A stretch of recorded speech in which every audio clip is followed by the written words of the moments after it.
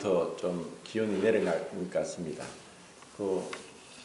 우리 피부가 이런 몇 도에 1, 2도에 이제 민감하게 반응하는 것은 하나님의 창조의 오묘한 능력입니다.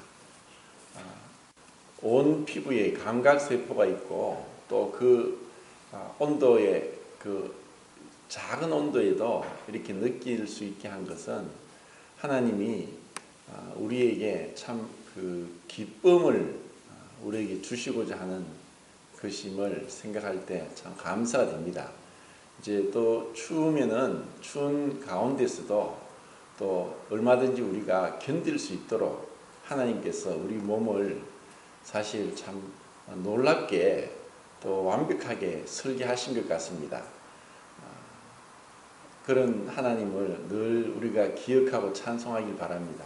오늘 시편 27장 지난주에 그 6절까지 한다고 했는데 좀 시간이 없어서 제대로 못 본 것 같습니다.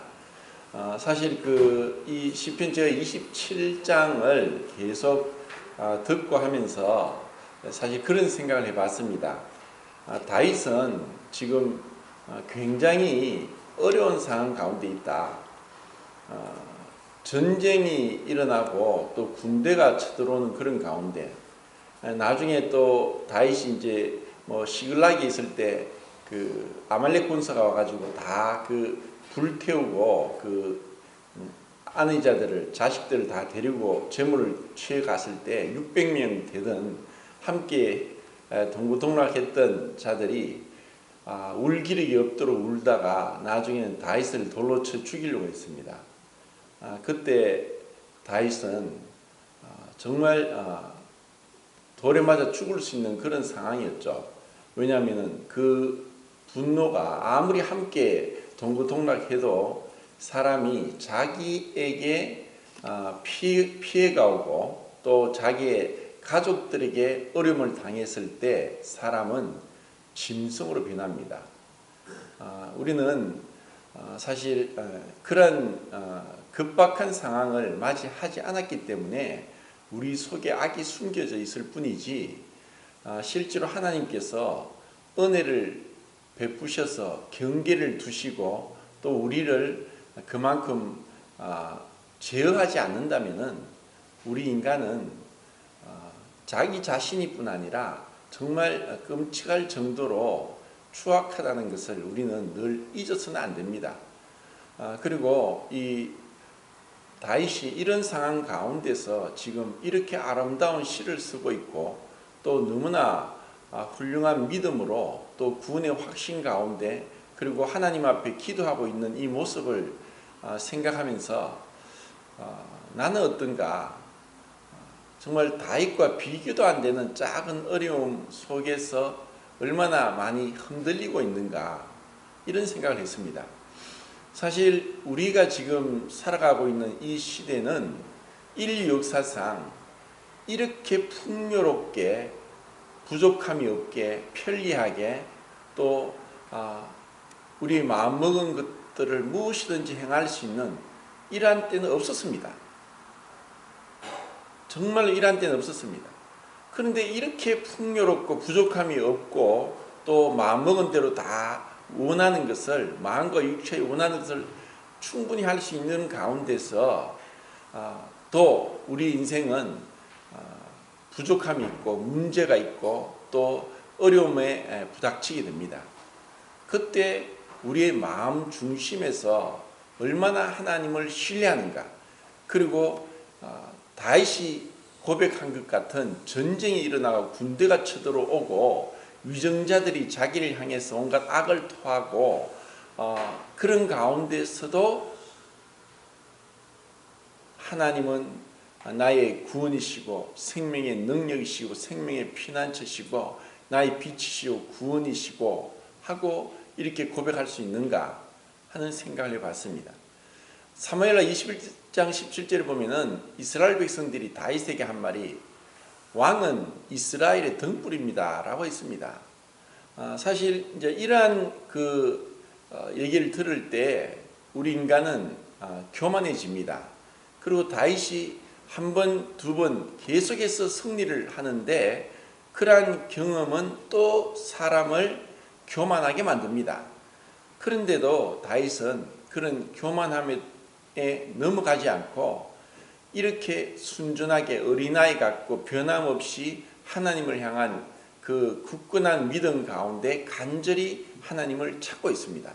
또 그 뒤에도 이제 우리가 시편을 계속 살펴볼 건데 그러한 사슴이 시냇물을 찬같이 내 영혼이 주님을 찾고 내 육신이 목이 마르고 죽을 것 같은 상황에서도 내 영혼이 먼저 하나님을 찾나이다 하는 이런 아름다운 고백을 우리는 생각할 때 이렇게 풍요롭고 부족함이 없고 마음과 육체에 원하는 것을 다 만족시킬 수 있는 문명의 이기들이 우리 주변에 널려있고 손만 뻗으면 다 가질 수 있는 이런 상황 가운데서 우리가 정말 이런 다윗의 이 믿음을 얼마나 또 따라갈 수 있을까.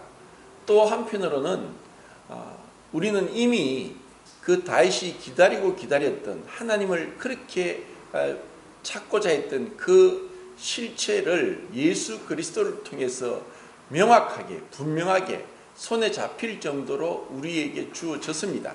그리고 이런 성경이 구절구절 하나님의 그 행하심이 하나님이 극히 아름다운 일을 행하셨다는 이사야서 12장 말씀처럼 이 극히 아름다운 일을 행하신 것을 우리는 믿고 있습니다. 그런데 이 믿음이 정말 이 다윗과 비교했을 때 다윗 때는 이런 성경도 없었고 그리고 앞으로 예수님은 천년 뒤에 오실 것이고 그리고 많은 부분에 있어서 상징적으로 가려져 있는 가운데 있으면서도 다윗은 이런 훌륭한 믿음을 가지고 있었다는 것은 분명히 우리에게 무엇을 시사하느냐 하면은 이 믿음은 지식이 아니다. 그리고 내가 머리로 아무리 알고 있다 할지라도 실제로 이 믿음이 나에게 적용되는 것은 별개의 문제다. 그래서 이것은 종교가 아니고 습관이 아니고 그리고 판에 박은 대로 계속 해나가는 것이 아니라 정말 하나님의 그 만지심, 하나님의 그 감동하심 그리고 하나님이 은혜 주심이 절대적으로 필요한 것이 신앙이라는 것을 볼 수가 있습니다. 자, 4절을 한번 다시 읽어보겠습니다. 4절 시작. 내가 여호와께 바라는 한 가지 일 그것을 구하리니 곧 내가 내 평생에 여호와의 집을 살면서 여호와의 아름다움을 바라보며 그의 성전에서 사모하는 것이라. 다윗이 정말 바라는 한 가지가 있었다. 한 가지가 있다면 우리는 무엇을 구하겠는가? 대부분은 한 가지 하면 하나님 돈 좀 주십시오. 이렇게 생각할지 모릅니다. 한 가지는 하나님이 전에 가서 그 하나님의 그 아름다움을 바라보고 그 전에 내가 거하는 것이다. 하나님을 이렇게 뜨겁게 사랑하는 그 마음을 우리는 볼 수 있습니다.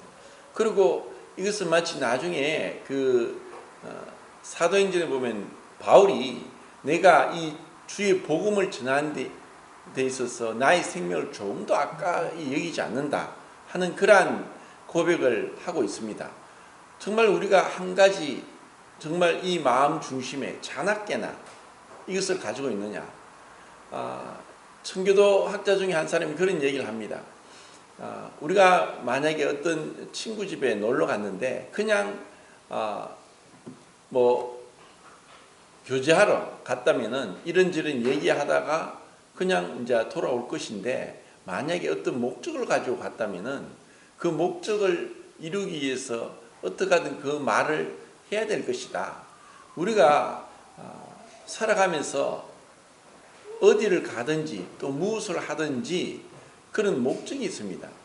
근데 그 목적들이 그 근본적인 것에 있어서 이것은 내가 살아가는 데 필요한 것이지만 내 마음 중심에 그리고 혼자서 생각할 때 그리고 내가 잠을 잘 때 조용히 혼자 있을 때 그리고 아침에 눈을 떴을 때 그때 내가 무엇을 바라고 있는가 먼저 무엇을 찾고 있는가? 무엇을 내 마음 중심에 사모하고 있는가? 그것을 우리가 한번 생각해 봐야 됩니다. 무엇을 찾고 있고 무엇을 사모하고 있습니까? 정말 이 다윗이 고백한 것처럼 나는 이 한 가지 하나님의 전에 가서 하나님을 바라보겠다. 하나님을 아름다움을 바라보겠다. 그런 마음이 정말 우리에게 있는가? 그럼 그것이 어떻게 우리에게 나타나는가? 그리고 이것이 우리의 삶 가운데서 하나님은 시간과 환경을 통해서 그래, 네가 진짜 나를 믿는지 믿지 않는지 내가 보겠다. 하나님은 지켜보고 계십니다. 하나님이 지켜보고 계십니다. 우리가 좀 전에 그 찬송을 할 때 우리의 섬김이, 우리의 그 겸손이, 우리의 사랑이 천국에서 해같이 빛날 것이다. 주께서 기억하시기를 바라는데 그렇지 않더라도 나는 이러한 말씀대로 순종하며 살겠습니다 하는 그런 고백을 하면서 늘 그 마음이 천국을 향해 있습니다. 우리는 지금 무엇을 향해 있느냐? 다윗은 학수고대하면서 메시아를 바라보고 고대하고 있습니다. 우리는 무엇을 기다립니까? 이미 오신 십자가에서 죽으신 그리스도를 기억하고 있습니다. 그런데 이제 우리는 죄와 상관없이 더 이상 대속 제물로 오시는 것이 아니라 영광과 존귀로 관을 쓰시고 세상을 심판하시고 그리고 그리스도인의 신부들을 데리고 가기 위해서 오실 그분을 기다리고 있는가? 그것을 우리가 기다린다면 이 세상에 아무리 바쁘고 힘든 것이 있더라도 다윗은 그 성막을 바라보고 성막 가까이 가기를 그렇게 사모했다면 우리는 이미 그리스도의 몸인 교회에서 이 교회를 얼마나 사모하고 있고 그리고 이 교회에 오기를 바라고 있는가? 여러 가지 핑계는 될 수 있고 여러 가지 이런 얘기는 할 수 있지만 정말 우리 마음에 주님을 뜨겁게 사랑하고 주님이 오직 한 가지 주님밖에 없습니다 한다면은 우리는 삶 가운데서 변화가 일어날 것입니다. 자, 그리고 5절 보겠습니다. 5절 시작. 여호와께서 하나님의 그의 수막 속에 은밀히 지키시고 그의 장막 은밀한 곳에 나를 숨기시며 높은 바위 위에 두시리로다. 다윗은 이런 분명한 확신이 있었습니다. 하나님이 나를 숨기시고 또 그런 어려운 가운데서 지켜주실 것이다. 이것을 믿고 있었기 때문에 그는 이런 확신의 가운데 차서 이게 찬송시를 지었습니다. 우리는 흔히 그런 얘기를 합니다. 그래, 구원의 확신이 있습니다. 구원의 확신. 그 구원이 과거의 구원으로 만족하는 것이 아니라 현재의 구원이고 미래의 구원이고 그 완전한 구원, 그리고 우리의 몸의 구속을 기다리는 구원, 그리고 지금 내가 어떤 상황에 있든지 내가 주님께 감사한다는 것은 주님의 그 주재권과 주님의 주권을 인정하고 믿고 있다는 것입니다. 그러면 우리는 어떤 상황에서도 흔들리지 않을 것입니다. 왜냐? 주님이 나를 지키고 있다. 나와 함께 하신다. 나를 떠나지 않으신다. 그리고 나를 결코 정죄하지 않으시고 나를 환난 가운데서 지켜 보호하시고 엄밀하게 안전한 가운데, 여기서 바위라고 하는 것은 항상 이제 상징적으로 흔들림이 없는 거대한 완전한 완벽한 그러한 피난처를 얘기합니다. 그런 곳에 숨길 것이다. 오늘날은 많은 그 정신적인 나약함 그리고 물질적인 풍요로 인해서 우리는 또 도처에 그냥 손만 뻗으면 살 수 있는 의약품 그리고 병원 이러한 것에 의존하면서 계속 주님을 신뢰하기보다는 그냥 인간적인 방법을 사용할 때가 많습니다. 분명히 이러한 것들도 우리가 완전히 배제할 수는 없습니다. 하나님 우리에게 은혜를 주신 것이니까. 그런데 정말 먼저는 어떤 상황에서든지 내가 먼저 주님께 기도하고 사소한 것에서든지 그분이 나를 감찰하고 계시니까 모든 것에 있어서 하나하나 아래는 기도하는 마음으로 그분에게 나아가고 있는가가 중요합니다. 자, 6절 읽겠습니다. 6절 시작. 이제 내가 그의 장막에서 즐거운 제사를 드리겠고 노래하며 여호와를 찬송하리로다. 여기서 그 즐거운 제사 지난주에 잠깐 언급했는데 어떻게 해서 제사가 즐겁냐? 우리가 이 구약시대 때 제사는 피의 제사입니다. 그리고 피는 냄새가 지독합니다. 피에 대한 첫 번째 언급은 가인이 아벨을 쳐 죽여서 흘려진 피를 우리는 올릴 수 있습니다. 피가 흘려지는 것입니다. 냄새가 정말 독합니다. 그런데 어떻게 그것이 즐거운 제사가 될 수 있는가? 그럼 여기서 왜 갑자기 즐거운 제사를 언급하고 있는가? 이것이 참 중요합니다. 솔로몬이 죽고 나서 BC 930년도에 북왕국 이스라엘과 남왕국 유다로 분열이 됩니다.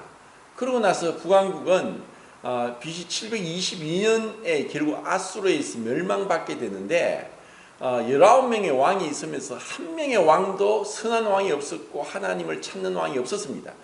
오히려 그 북왕국의 초대 왕 여로보암을 따라서 베델과 단에다가 예루살렘에 가지 못하도록 베델과 단에다가 단을 쌓고 금송아지를 만들고 하나님이 정하신 절기를 자기 마음대로 바꿔서 8월 15일로 바꾸고 그리고 레위 자손 중에 아론의 자손이 제사장이 되어야 되는데 원하는 사람은 다 제사장이 되게 해서 제사의 흉내를 내던 것을 봅니다. 어쩌면 오늘날도 우리 가운데 이런 모습이 아닌가 생각을 합니다. 흉내는 냅니다. 그런데 하나님의 말씀에서는 완전히 빗나가 있습니다. 그런데 남왕국도 사실 BC 586년도에 바벨론에서 완전 멸망받기까지 20명의 19명의 왕과 1명의 아달라 여왕이 있었는데 정말 악한 왕들이 많았습니다. 그런데 선한 왕 밑에 악한 왕이 나왔고 악한 왕 밑에 그 아들이 선한 왕이 나왔고 참 우리가 이해할 수 없이 그런 왕들을 보게 되지만 유다 지파에서만 계속 나왔습니다. 북왕국은 암살하고 쳐 죽이고 반역하고 이런 끔찍한 세상 역사에서 보는 그런 왕위 찬탈전을 향한 그 피비린내 나는 복수와 음모와 그리고 반역이 있었는데 남왕국은 그래도 유다 지파의 혈통이 계속 지속됩니다. 그런데 그 가운데 다 선한 왕이 아니었고 선한 왕은 몇 명밖에 안 되었고 그 중에서 2명을 뽑으라면은 여호사밧이나 아사나 또 초창기 요아스나 이런 왕들이 선했지만은 히스기야와 요시야를 꼽을 수 있습니다. 그럼 그들은 부흥을 일으켰는데 어떻게 부흥을 일으켰느냐? 그들을 통해서 유월절이 회복됐습니다. 그 잊혀졌던 유월절을 회복하면서 하나님 말씀대로 돌아온 것입니다. 여기서 다윗은 아름다운 제사를 드린다. 자, 여기 손을 넣고 레위기 1장을 보겠습니다. 1장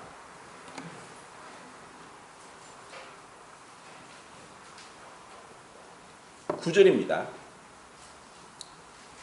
자, 9절, 1장 9절 읽겠습니다.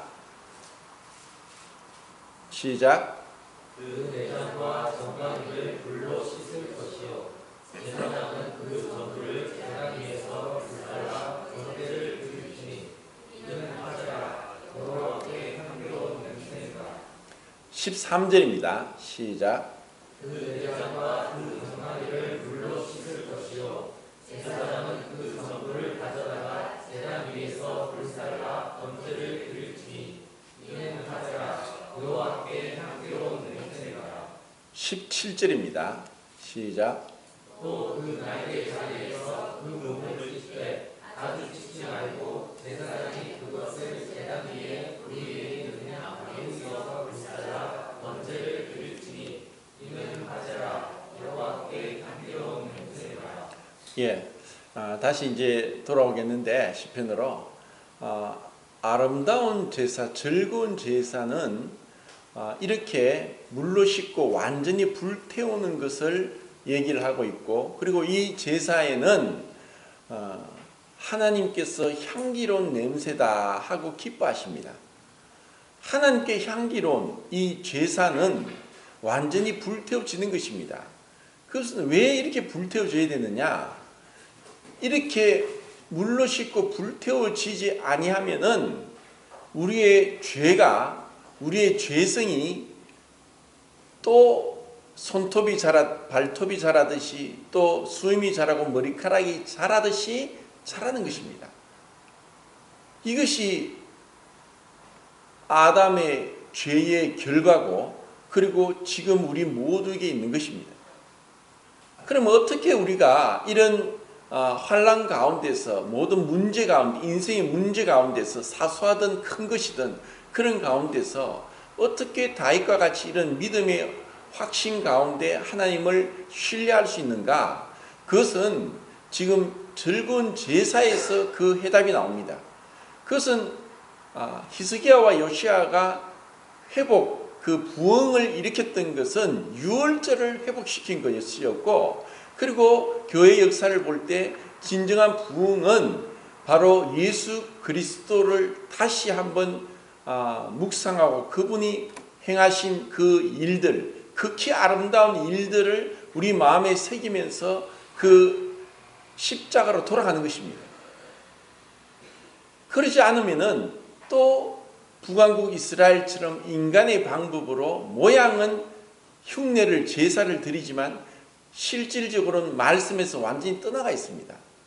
그럼 우리의 삶 가운데서 어떻게 이런 다윗과 같이 즐거운 제사를 드리느냐?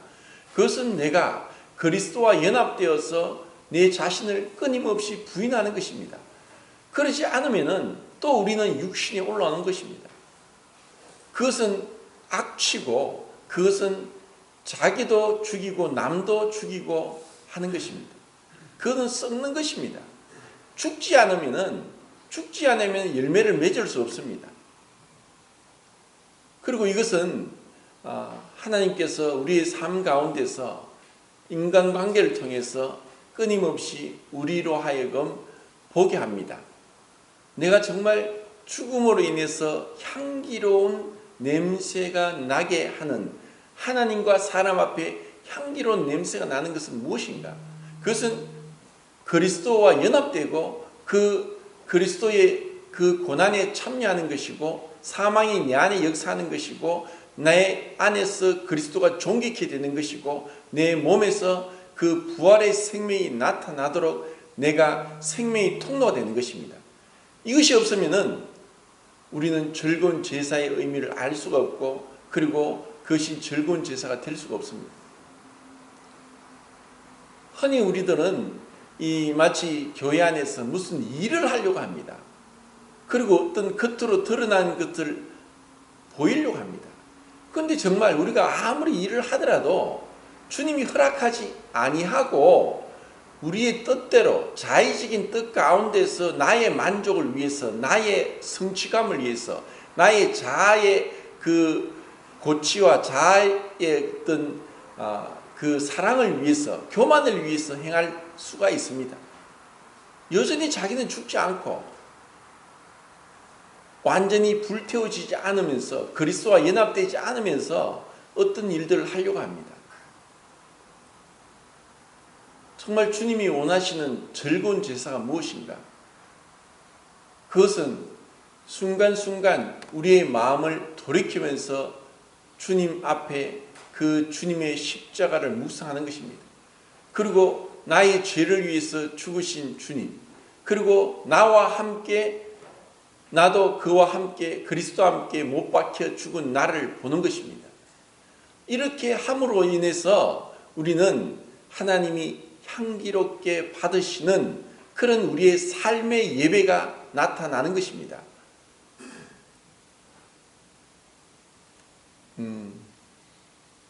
자, 그리고 그 뒤에 7절을 읽겠습니다. 7절, 27장 7절 시작.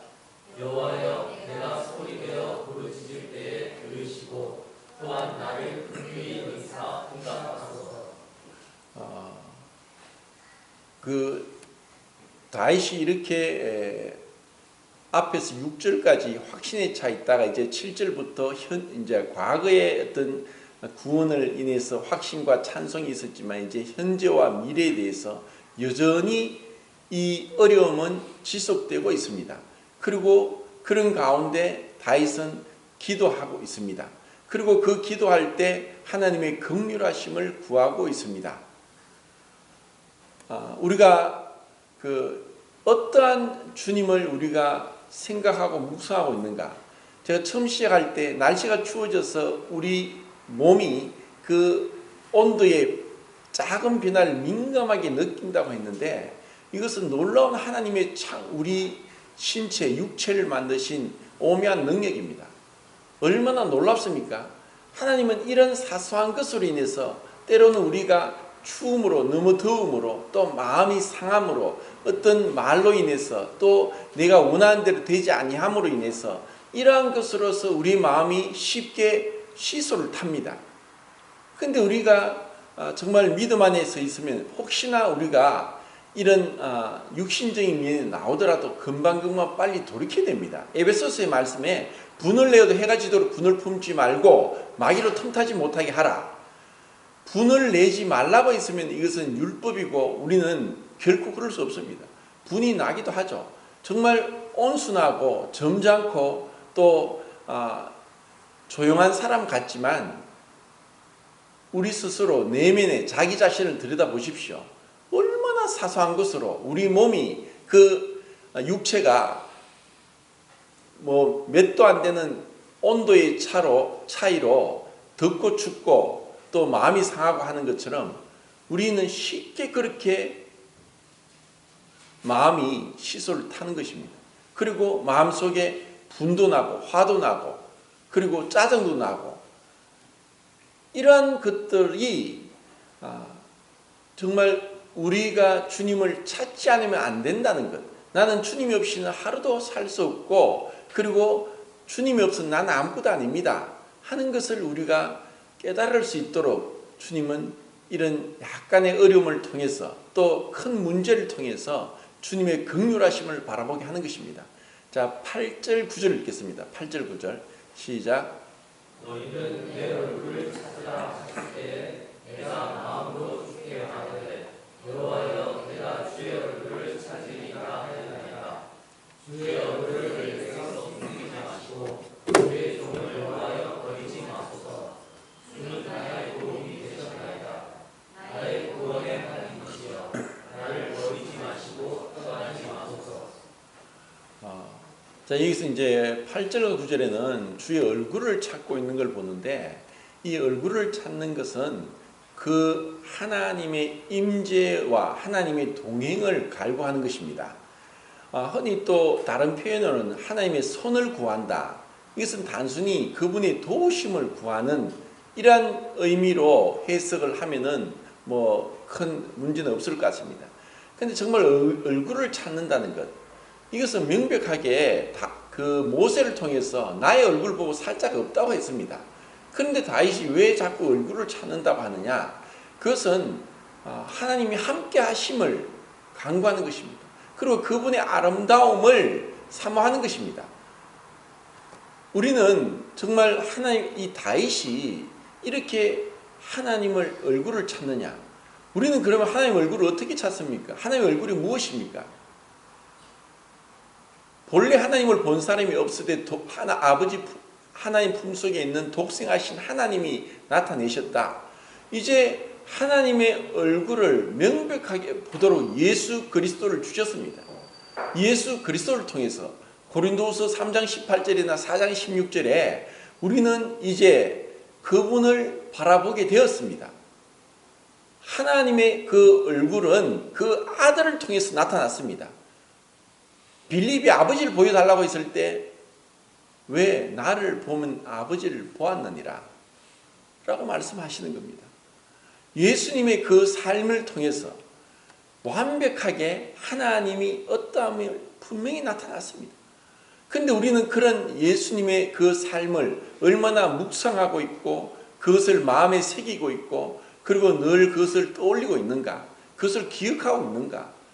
어떠한 것들이 그냥 단순히 복음서를 읽으면서 예수님이 이렇게 행하셨다는 것을 기억하고 있는 지식에 머무는 것이 아니라 정말 예수님이 이 땅에 오셔서 그 냄새나고 그 악하고 그 병들고 그 추한 곳에서 어떠한 불평도 없이 함께 했던 것, 그리고 그 예수님이 행하셨던 그 발자취를 우리가 생각한다면 정말 눈물이 쉼없이 나올 겁니다.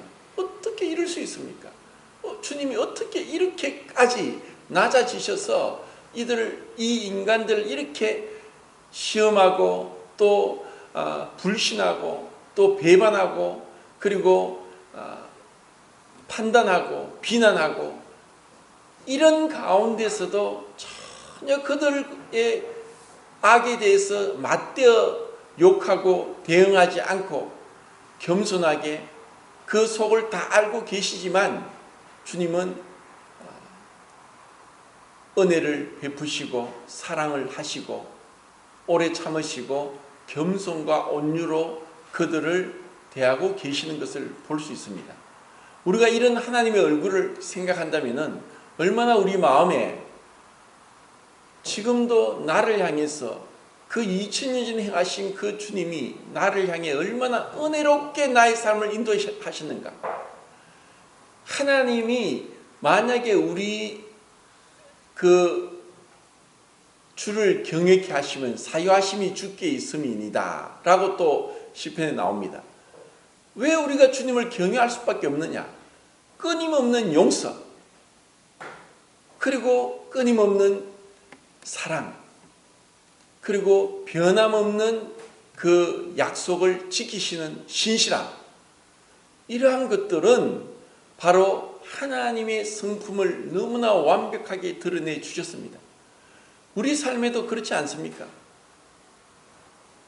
행위대로 처치했으면 벌써 우리는 죽었어야 되고 심판받았어야 되고 이 자리에도 없을 겁니다.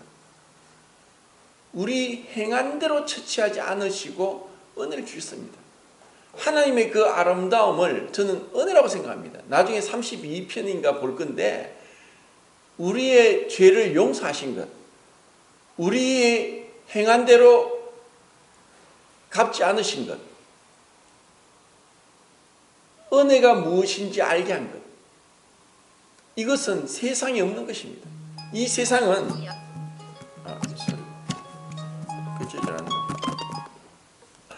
시간이 벌써 다 됐네요.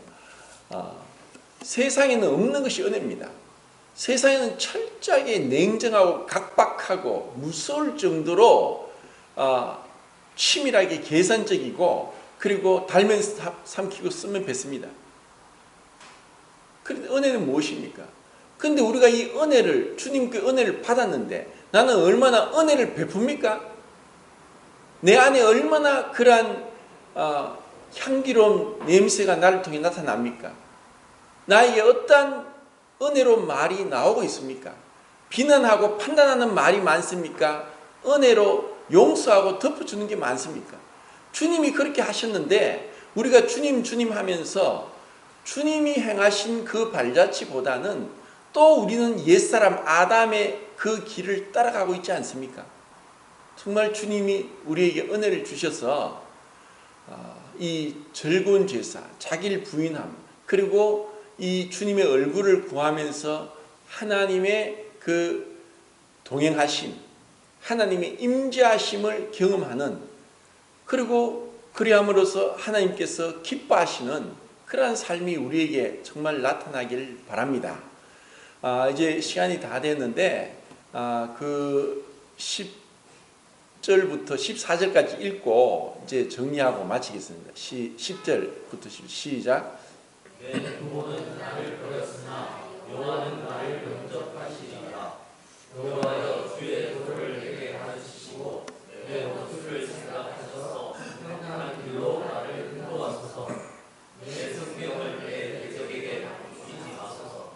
유전자와 악을 구하는 자가 일어나 나를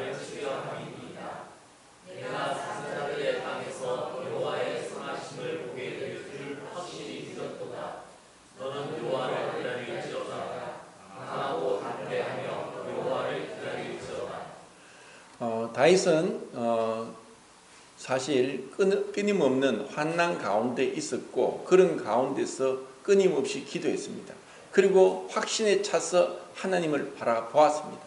그분의 선하심을, 그리고 그분의 아름다움을, 그리고 그분의 얼굴을 구했습니다. 그러면서 그는 흔들림이 없습니다. 정말 큰 어려움 속에서 믿음이 있었으니까, 주님을 신뢰했으니까, 그리고 그분이 기도를 응답하시고 피할 길을 주시고 보호하시고 또 안전하게 지켜주실 것을 알고 있기 때문에 그는 기도하는 것입니다. 그리고 이것은 진정으로 우리의 삶에 있어서 다윗이 갔던 그 길은 지금도 우리가 사모하고 따라가야 될 그 길입니다. 하나님 마음에 합한 자, 그리고 우리 삶 가운데 정말 얼마나 향기로운, 즐거운, 기쁜, 선한 그런 모습이 나오는가. 그리고 세상에 없는 은혜로움, 정말 주님의 온유와 겸손이 나오는가 하는 것을 우리는 냉정하게 자신을 살펴보면서 주님의 은혜를 구해야 될 것입니다.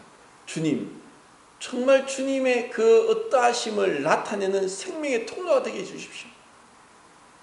그리고 정말 내 안에 내가 죽지 못함으로 이 거슬리는 것, 그리고 악취가 나는 것, 그리고 다른 사람에게 향기롭지 못한 것, 이러한 것들이 주님과 함께 이 십자가에 죽은 것을 믿음으로 연합될 수 있도록, 그래서 주님의 부활의 생명이 나타나도록 구해야 될 것입니다. 마지막 14절에서 인칭이 1인칭에서 2인칭으로 바뀌었습니다. 그것은 우리에게 이렇게 확신 있게 우리에게 당부하는 것입니다. 다윗이 우리에게 이렇게 당부하고 있습니다. 자, 14절 한 번 더 읽고 마치겠습니다. 시작. 너는 여호와를 기다릴지어다. 강하고 담대하며 여호와를 기다릴지어다. 예, 기다리는 것은 주님이 우리에게 금방 마치 어린애가 울고 보채면은 주는 것처럼 그런 것이 아니라, 처음에 믿음이 어릴 때는 그렇습니다. 그런데 시간이 지나면서 주님은 기다리고 계십니다. 왜냐? 우리가 어떻게 하는지 지켜봅니다. 그리고 그런 것을 통해서 우리를 자라게 하십니다.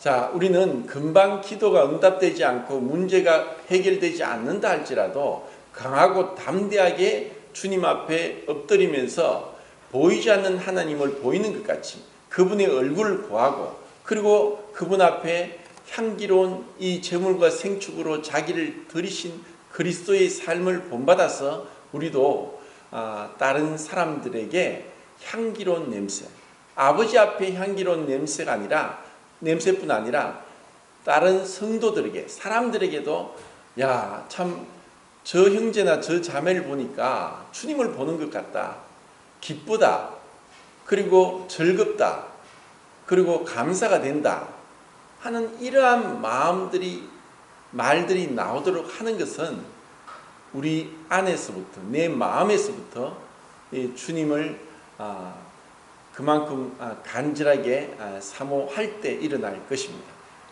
이상으로 27장을 마치겠습니다. 기도하겠습니다.